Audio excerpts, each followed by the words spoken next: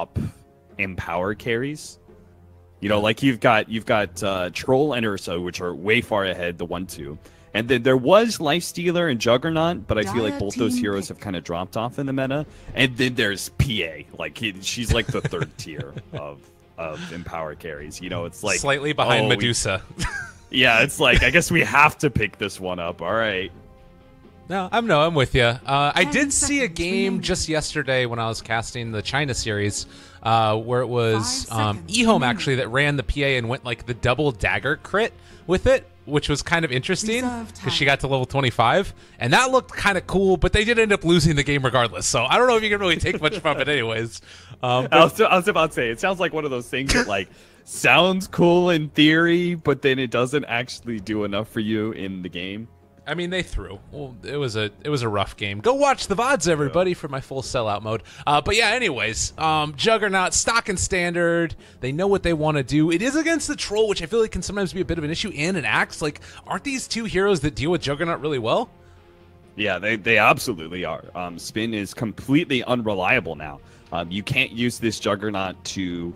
Like, best Juggernaut games are the games where you have a favorable matchup against an offlane hero, so you can kind of inhibit the offlaner's farm, and then you can also split push waves freely, where you could just always, you know, just spin TP and be good. But now you've got Entangle from Terrain Protector, you've got the Bash from Terrain Protector, you've got Axe's Call, you've got Troll's Bash as well. So all three of those heroes have something to be able to catch the Juggernaut when he's spinning. So that is not reliable. So I feel like they're going to utilize this Juggernaut more as sort of like a team fighting carry, and they're going to have more of a carry style mid.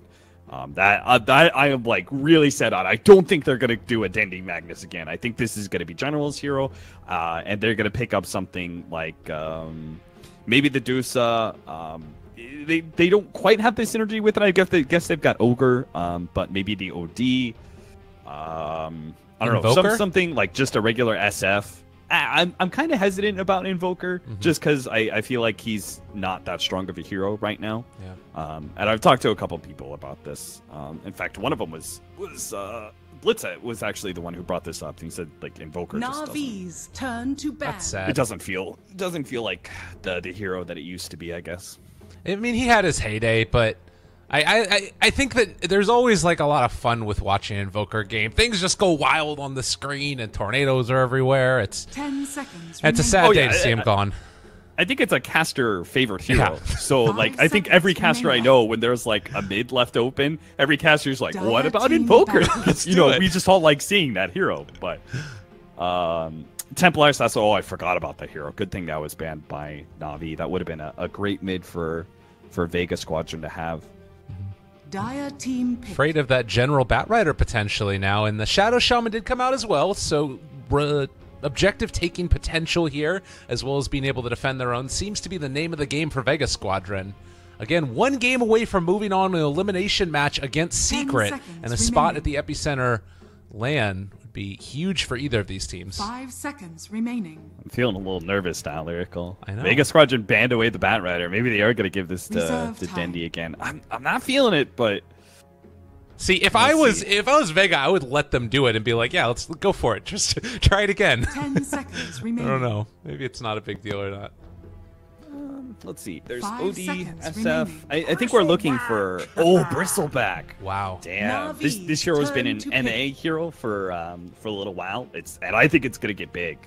This Bristleback, every single time I watch it, it takes over games. It's hard to lane against for most of these heroes. It takes over like at 15 minutes, it starts taking over, and it doesn't really let go until like 40. Like you push past 40 minutes, and then maybe Bristleback starts dropping off a bit. 5 seconds but remaining. He is just such a mid-game dominator that I think he works out to be an excellent mid, especially when you've got a better carry in the safe lane for you.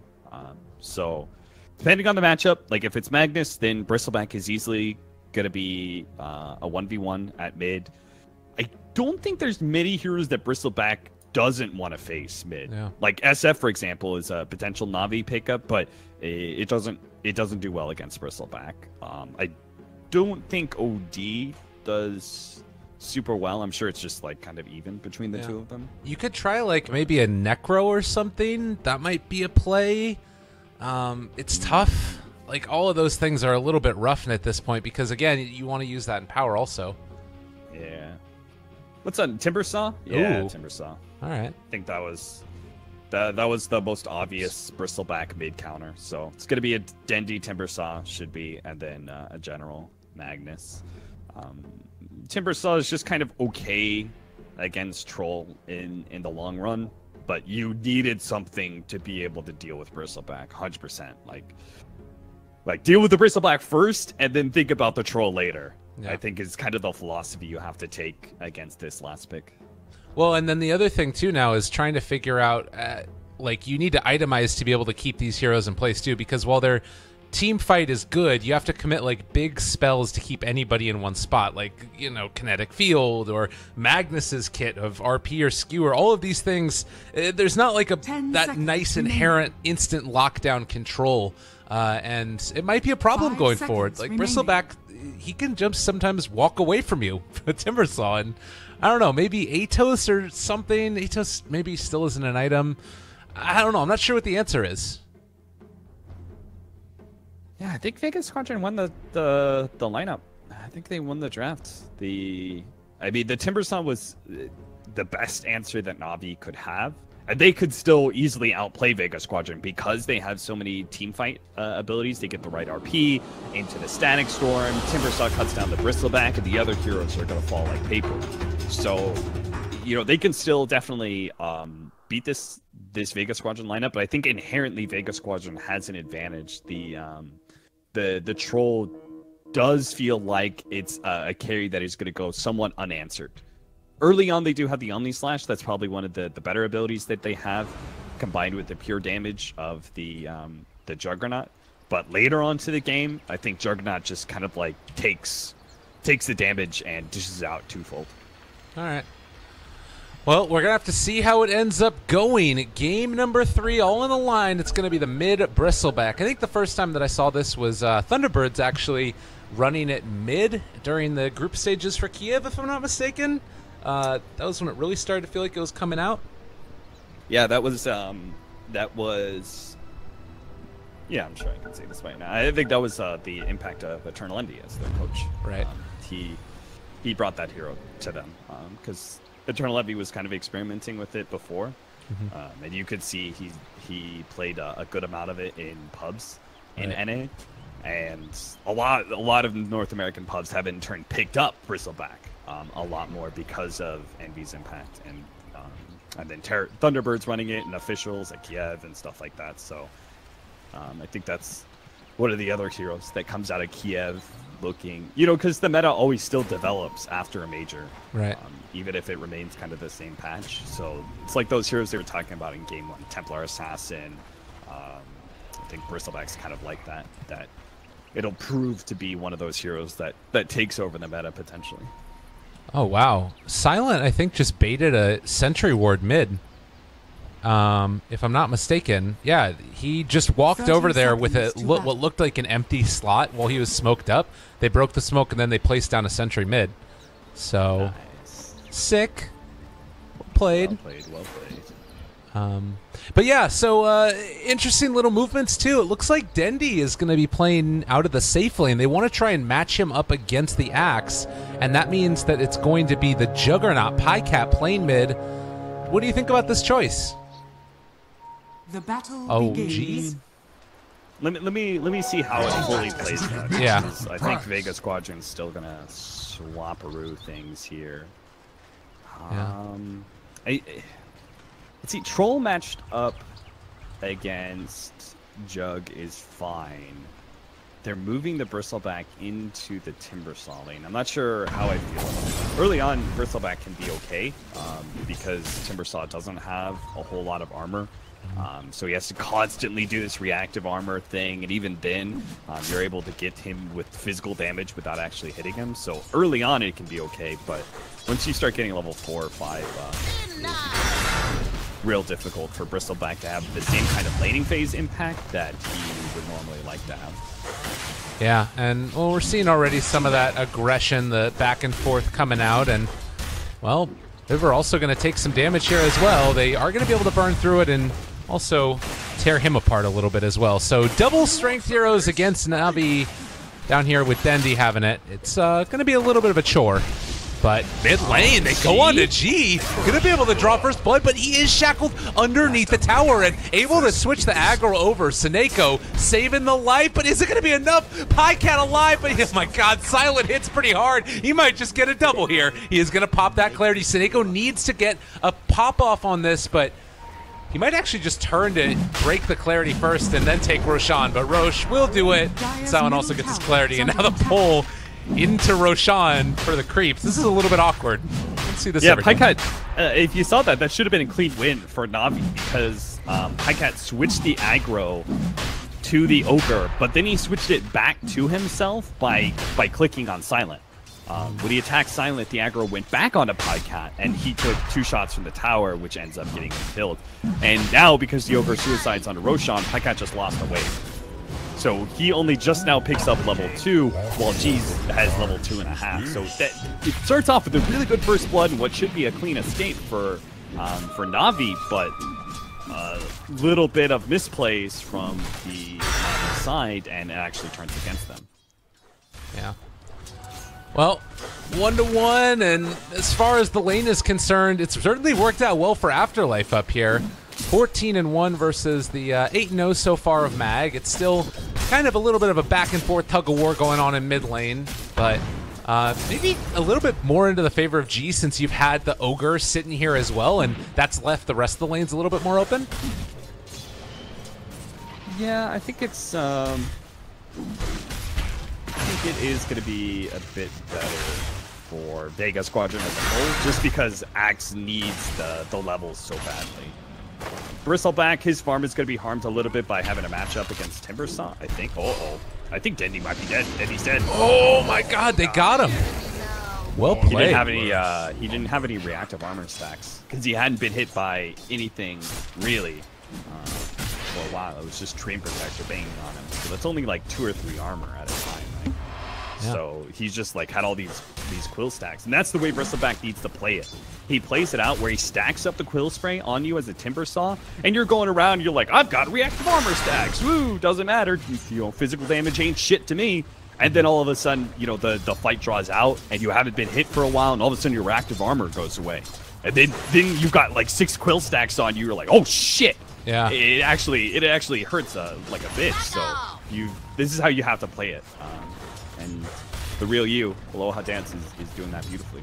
Yeah, he is out of mana just about now, so gonna have to back out a little bit, but this is certainly a great start to it. And you pick this Timbersaw because you're expecting that you're gonna be able to have a good game against Dendi here. Well, not against Dendi, but the rest of the heroes. And so I don't know. I'm feeling like Navi certainly a little bit under the gun. They're gonna switch it up now and send the real you to the top lane. And that leaves a free lane for Dendi now.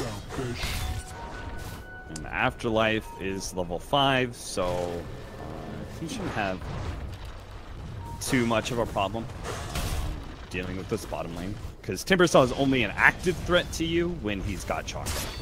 So otherwise, Afterlife should be able to do okay.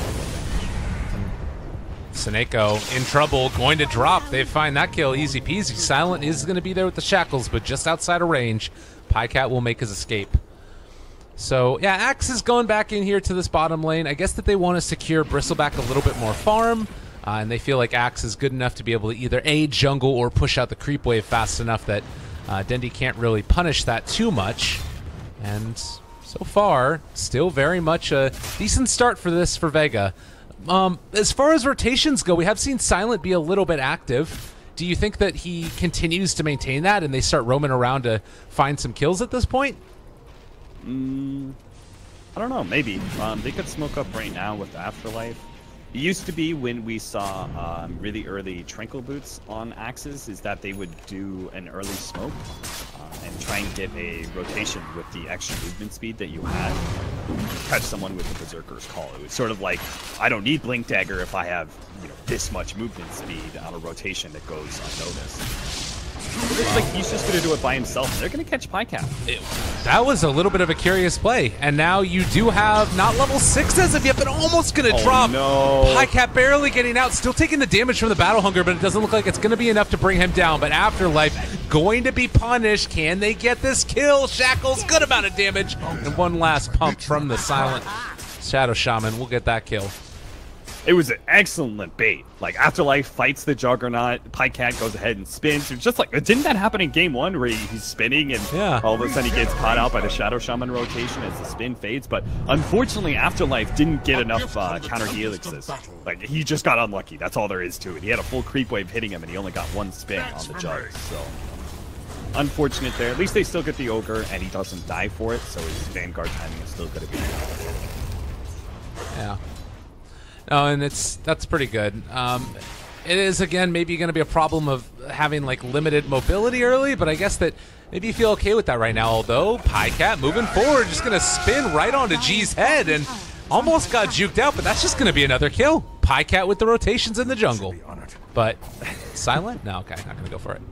A pre-level 6 rotation from a Juggernaut is pretty unusual to see, but it works well for Pycat simply because he finds the troll without face boots. I think if the troll had face boots in melee form, maybe he can get out of range. But unfortunately, no face boots yet for our troll. Well, and as it is, VEGA Squadron. I don't know. They gotta do something to help the troll out a little bit. Like the Bristleback. They rotated him to the safe lane, and that's great because Bristleback doesn't really have good comeback mechanisms. That's his biggest flaw. He's a mid-game dominator, and he controls the game so well, but if he has a bad start, he has a hard time coming back.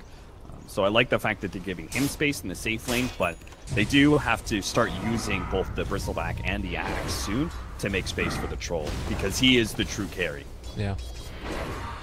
Well, and you're going for double Vanguard here against a lot of damage that's coming out that's physical, but there's also a decent chunk of magical from Navi, and, you know, that's one of the ways that Jug can help to work in this way is pushing it out. As we do see a pick off there, Seneko going to drop to the Axe and silent. But yeah, like double Vanguard, big, bulky, tanky guys, and then Troll there to clean up afterwards with taking damage onto the tower. So, interesting stuff. The thing that I'm kind of keeping my eye on, though, is that Dendy has been down here this whole time. Nobody's gone to mess with him, but Timbersaw's not going to take a tower by himself with tree armor going constantly.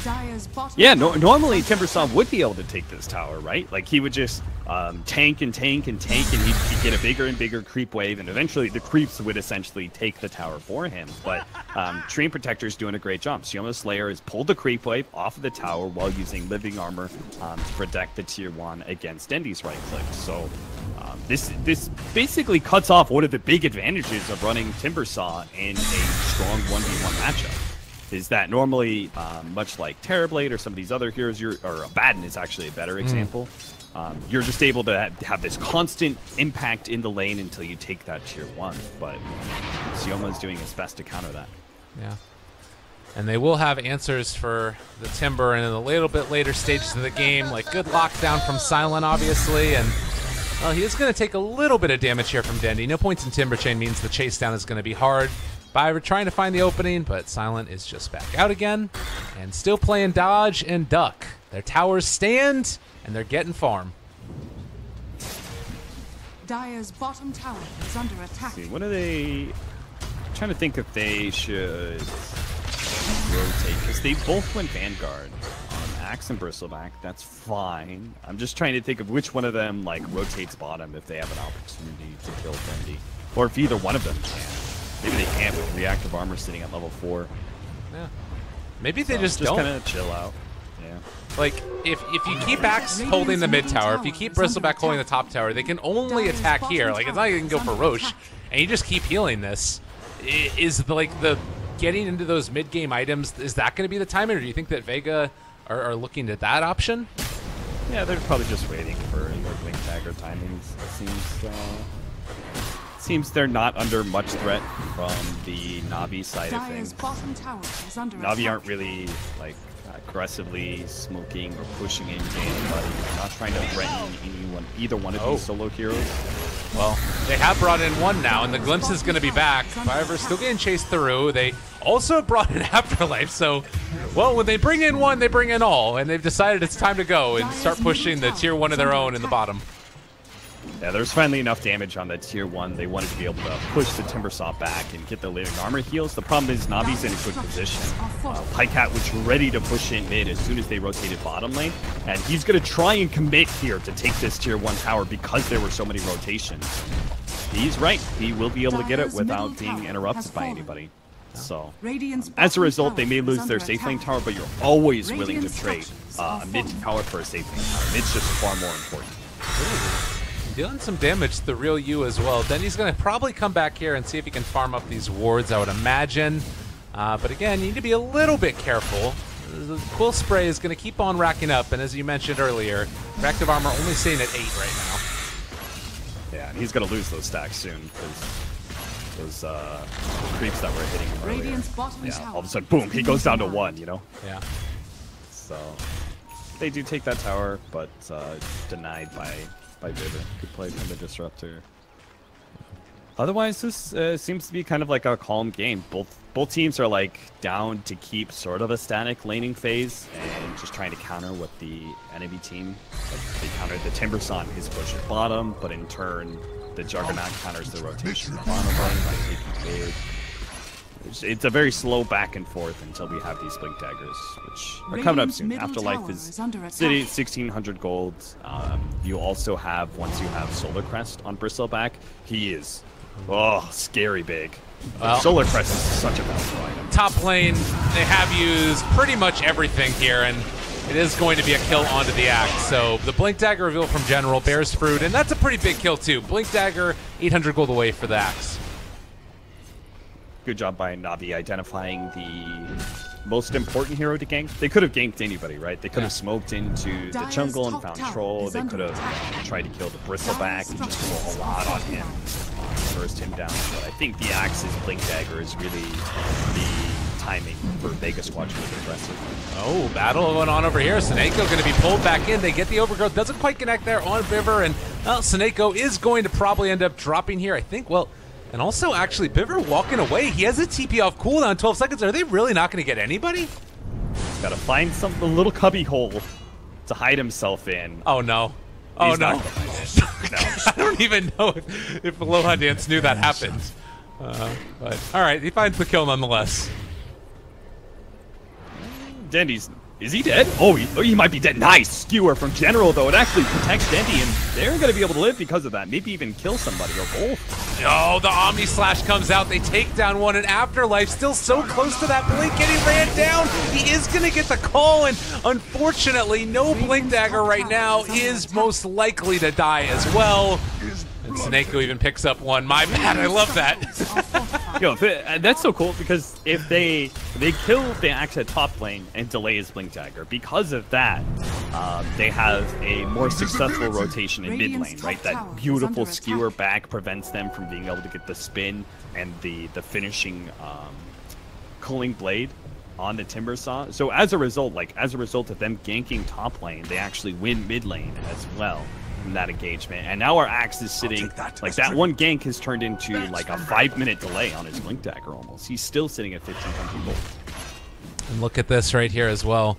They see that there's the Magnus in the area. They have this Sentry Ward that's down, and they might think about going for it. There's the skewer back, though, and actually, the Gankies become the Gankers, as Silent's going to get ran in. The RP is there with the Static Storm, and this might just be enough. He's still so tanky. The real you trying to continue this pressure now is going to get out the Vicious Nasal Goo and tries to run down Pycat. They get the slow as well from the Troll, but Disruptor there to save the day.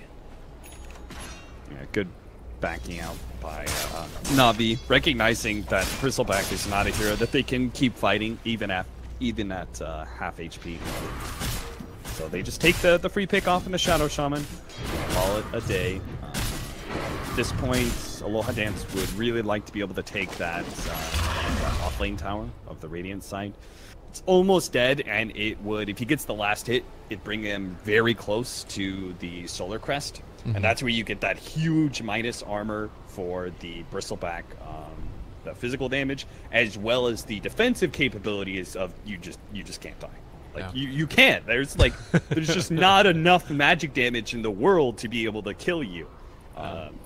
because obviously, like, no physical is going to work, right? He's got Vanguard, he's going to have Solar Crest, so half of it's missing anyway. He's got a shit ton of armor, he's going to have his passive as well. So once he reaches that point, then, like, boom, Bristleback is set. Like, that is his established, like, you cannot fight me anymore for, like, 10, 15 minutes. And if you do, it's like, you have to throw everything at me. Yeah. So VEGA Squadron will hit this window where they can try and be the aggressors once again. Really need that Blink Dagger on Afterlife, though, in combination with the Solar Crest. Yeah, because that's the thing, like, is that it's great if you can... Because I think that, like, with Timbersaw, if he threw his whole kit out, just on the Bristleback, they probably find that kill. But then you have the Blink Dagger Axe to, like, break the combo or be, you know, go for a counter kill or whatever else, save a life. And if you do blow the whole load onto Bristleback, then suddenly you end up probably getting wiped as well. So, yeah, it's a nice little thing that he would love to be able to pick up now. And also, Timbersaw not going back for any type of defensive item, just straight Bloodstone. This is also a little bit scary. Yeah, I think he has to be honest. But it does mean he is still going to be susceptible to the physical damage of the Bristleback, because the offensive use of the Solar Crest pretty much cuts away reactive armor almost entirely. So, you know, I think Bloodstone is the choice that you always have to make. Like, that's the item you have to go, because that's how you get your mana regen. It allows you to be able to farm a lot better. But it is going to be a scary, like, 20-minute marker for Navi. They have to pick and choose their team fights very well. Okay. And, again, ulti's up for pretty much everybody at this point. General has RP back off cooldown in 20 seconds. Again, it's just not really looking like they want to wait to take that fight. And Blink Dagger almost there for Afterlife. He is showing now, and, well, he's going to actually have enough for the Blink Dagger as well as a TP if he can go and finish off this creep camp. He doesn't have enough for it right now. Sioma, oh, maybe if he would have passed his CP over to Afterlife, because Afterlife can't actually be there. The Bristleback. They don't have the God, axe. maybe they can't kill him. Oh, Jesus. All right, Axe is now coming in. He does have that blink, but there's the Omni Slash now down onto one. They're not been able to bring him down as of yet. They actually glimpse him away, and Afterlife doesn't end up finding a good catch, a call. It's not going to be enough. The RP, the Static Storm. Can they kill him off with the Chakram through it all? Dindy is there, and he takes down Axe as well. Oh my God, that was such a beautiful play by Navi in so many different ways. They're actually still going to try and chase down the Bristleback, but again, cut it out, guys. It's a Bristleback, don't chase it. That was a huge win for them. There were so many, like, misplays from VEGA Squadron and just strong plays from Navi. Highcat, like, barely avoided the call from the Axe, and then he instantly mantas off the Entangle to still stay ahead of the Axe. At this point in time, with the Aegis in hand, they can keep going. I think, like, they just play off of a Shrine, kind of regen up, and they can go for towers now with the Aegis. I would say without that extra life, I don't think you want to contest the Bristleback Axe combination, but maybe they can. Maybe they can push for more objectives, just simply because they're reaching a timing that they shouldn't have. Yeah. I mean, this is the thing, right? Is that you talked about how strong the Bristleback is with Solar Crest, that they can fight with Axe Blink. And there's like this little window where the ultis are still on cooldown that they're going to try and exploit. And if they can find Dendy, this would be big for them. They are going to be able to get that call. They have the Shackles as well to follow it up. All of these different controlling techniques. But look at how tanky this guy is. They just can't bring him down. Pycat is there. No Omni Slash for another 20 seconds. And, well, they get the call. There's going to be another connection. They pull back one General onto him. But the Static Storm is also back up again. And now they've got under control the Bristleback. They came back with Pycat. Now they need to be careful, thinking about going for the ulti. Roots up 2. Can they find a kill onto these heroes? They don't want to focus down General, though, and the real you should be able to do it. Pycat has Omni Slash back up in 2 seconds. Thinks about going for it. Silent just going to die. They get another call, though. They're bringing them down low. Dendy goes through all of them. There is already the Omni Slash used. They buy back now on the Shaman, but Afterlife getting ran after is going to end up falling as well. Now they got to get out of here, VEGA. They're being controlled, being killed off. Pycat with the double. They're going to pull back in this Bristleback. He still does a lot of damage.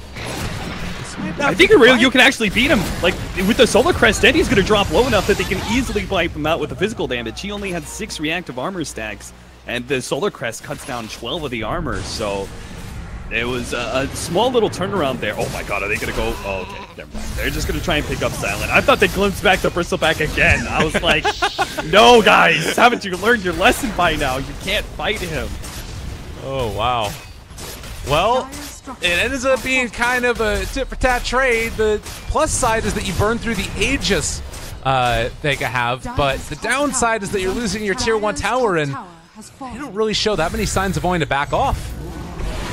I think the biggest mistake was made by VEGA Squadron's side when they started that fight. Going on a Timber Saw with the heroes they had, like they need Bristleback. They need that Solar Crest if they're going to try and bring down that hero, because they've pretty much got only physical damage to rely on. They've only got Ether Shock that's magical. So if you're only having physical damage, then you need your biggest minus armor item to be able to fight. So the fact that they went on this Timber Saw for like 5-6 seconds without the Bristleback being there is the fatal mistake that cost VEGA Squadron. I'll take that. I would say that fight, right? Like, I think they ended up on the losing side of that engagement. They burned down the Aegis, yes, but ultimately Navi still walk away with more gold, more experience, and a tower on top of that against a lineup that really can't fall behind. Again, a Bristleback is not a hero that they will make comebacks. Oh man, MVP tree right there. They spot out the Smoke Gank coming in, Afterlife barely able to get the blink away as General was looking for the opening.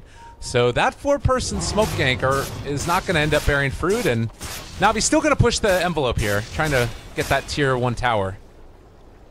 Afterlife? I think Afterlife. I think he wants to TP rotate. I think he maybe wants his team to fight this one because he's going to be in such good position to catch them when they're pushing this tower. For example, if he gets like Biver, and he gets him in a decent call, and he's able to kill him outright with no static storm, then VEGA Squadron can probably win this engagement. Well, they'll take a moment to discuss it. Magnus. Yeah. FPS issues in Dota? No way. I've never heard of that. Have you, Lyrical? No, man, definitely not. I've been sitting. It's certainly not with new patches, or definitely not with new heroes. I am astounded that could be an issue in Dota 2 in 2017. I got a 1070, I got an i7, and I got 80 FPS. I don't know what's going on, but shit ain't right. That's all I'm gonna say. But yeah, it's okay. It happens. These things go on, and you know the other interesting thing is that every time there's one of these big moments where there's decision making to be made, that's when the FPS issues come up. I don't know. It's okay. Surrection slacks apparently leaked that there's going to be a patch in a couple days. I think that's what somebody said. Are people? Or maybe it was just a joke from Slacks. You never know with that guy. I know. Whatever. That guy's on. That guy's honestly on some next level troll shit. Like, but you never know. You think like when he's off camera, like he'd be a more normal person or something. No. But no, it's always on, and you never know when he's being serious. Radiant's middle tower is under attack. I mean, even you never know ever. Courier ends up going down. My bad. Love it. Great. Pivert's a little bit upset about this. Oh lord. Now I can't stop thinking about Slacks. The hell. Yeah, he's like a virus, man. He just gets into the brain. Okay, so Afterlife's gonna pop his head out and cut the creep way. Apparently, they're not wanting to contest this, which is kind of sad to say, but it looks like they want to wait for BKB on Bristleback. Yeah. You should not have been in a position where you're giving up towers with this lineup in the first place. But they are reading like, okay, we're far enough behind that we need to recover. So. Oh, and Afterlife now, he gets his Blink Dagger broken, maybe going to be able to dodge away and does get out. Good call by him. Does he choose the wrong way? Oh, he had him. Oh, General. That was close. That was very close. An RP is well worth it to be able to catch just one core. General probably didn't feel like he doesn't know how long that TP's been going on for. It's hard for him to judge if he's going to be able to use it. And maybe he can use it here to be able to catch G, because G is really far forward. What? All right. G is now about to die, and I don't know. I do not know. I think he assumed because the Bristleback pushed out top and mid's also pushing in that there would be rotations from Navi to, some of these cores would go to other lanes, but is he only gonna die too? I thought he was good. No, he's Dire's good. courier has been killed. Well, they also left a courier up here on the high ground, which then gets taken down. So no couriers in this game, which is fine. Questionable. So 13-9. Navi still feeling like they're the ones that are control. You can see it's almost a 10,000 net worth lead. Right around a 6,000 experience. Next couple of minutes here. You've still got Roshan that's going to be up relatively soon. Maybe get some vision down there for both teams. Do you think that one team is more easily able to contest and fight it? Is the BKB on Bristle all that they need now? Navi are significantly ahead in net worth that I would say they have the advantage for the team fight, but VEGA Squadron still has a decent chance. They farmed up their BKB in time to be able to contest this Roshan, and I think that's kind of what they're banking the game on. And failing that, VEGA Squadron also can sneak Roshan better because they have a troll who can do it solo. So it's like the 5-on-5 is probably favorable for Navi, but everything else is better for VEGA. Ooh. Well, this is a decent way to start it off. Get a nice little catch here onto the Ogre. It's going to end up dunking himself, but no real problem there. And Silent going to end up getting caught and killed. So they do trade 1 for 1. Now looking to see if he can catch up with Afterlife, but he is already far out and away.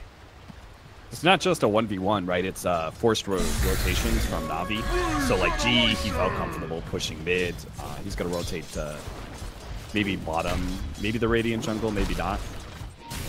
But that's space for him to farm. That's ultimately what he needs, because if they can get both a BKB for Bristleback and for Troll for the next Roshan fight, then maybe the power swings back in the favor of VEGA. Despite a gold advantage for Navi that is quite significant, maybe just because of the BKBs, it's better for VEGA Squadron 5-on-5. And certainly finding a big fight here could end up turning and making all the difference as well. You have a jump up on the Timbersaw yet again. They do have the Solar Crest this time, but he's still able to make a quick escape. Getting body blocked by his buddy, but Dendy forced to go for the deny. They might be able to make something of this nonetheless. The real you gets caught. PKB has already been popped. They do still have Omni Slash if they want to try and turn this, but Solar Crest coming out. Viper just going to be eliminated here. Look at the amount of damage that's coming out. They do have the Fire Blast now, but they just can't do anything.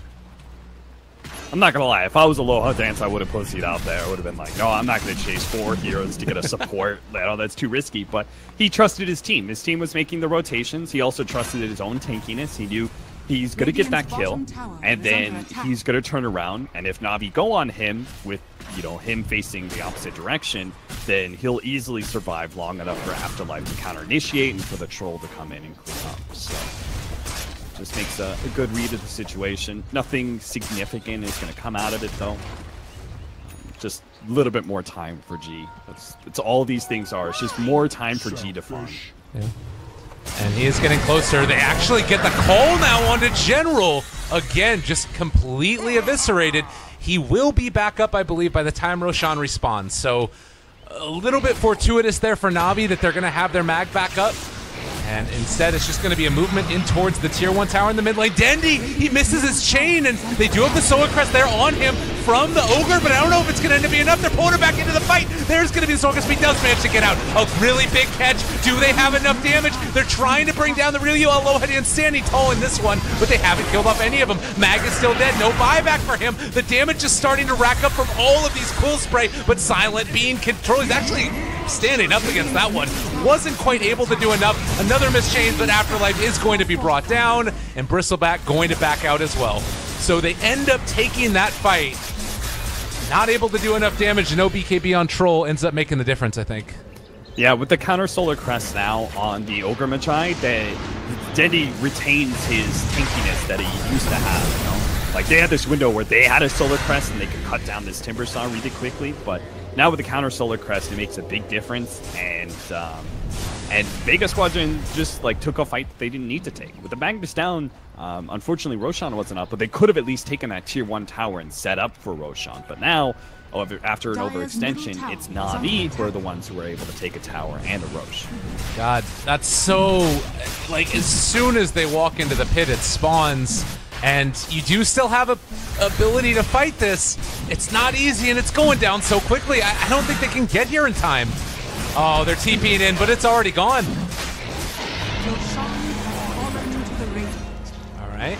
General, lift up on the Eul Scepter, does have the skewer back, doesn't quite connect though, and now General's taking some more damage. They do have the kinetic field out. Can they do any more? In for the opening.